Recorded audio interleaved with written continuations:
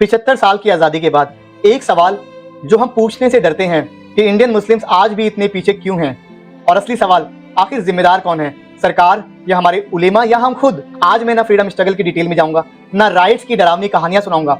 सिर्फ एक चीज समझनी है, हम यहाँ तक पहुंचे कैसे और यहाँ से आगे कैसे बढ़ें।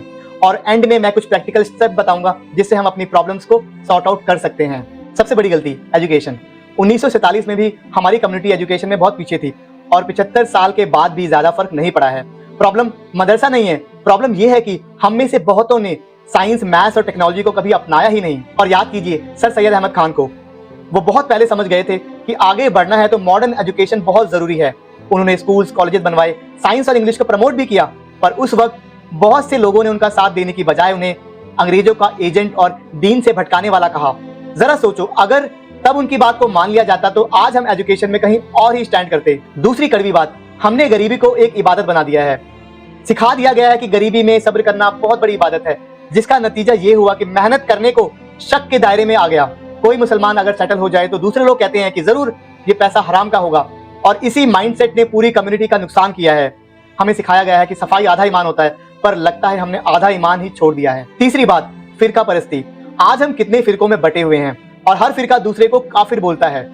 किसी भी रिलीजियस गैदरिंग में चले जाइए, एजुकेशन की बात नहीं होगी, जॉब्स की भी बात नहीं होगी, सिर्फ एक दूसरे को गालियां दी जाएंगी। और जब तक हम आपस में ऐसे ही लड़ते रहेंगे, आगे कैसे बढ़ेंगे। और कुरान आज वो समझने के लिए कम, सिर्फ रस्म निभाने के लिए ज्यादा रह गई है।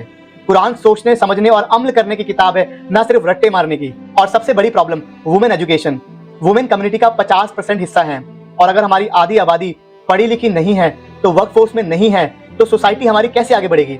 आज भी गर्ल्स एजुकेशन को हमारे फैमिलीज में लास्ट प्रायोरिटी पर रखा जाता है। तो बात साफ है, हमारी हालत सिर्फ गवर्नमेंट की वजह से खराब नहीं है, सिर्फ उलेमाओं की वजह से भी नहीं है। हम सब बराबरी के जिम्मेदार हैं, और अब वक्त आ गया है कि हम एजुकेशन को प्रायोरिटी बनाने का, गरीबी को प्रॉब्लम मानने का, और हमारी वुमेन को आगे लाने का, और रिलीजन को सिर्फ फॉलो करने का नहीं बल्कि समझने का।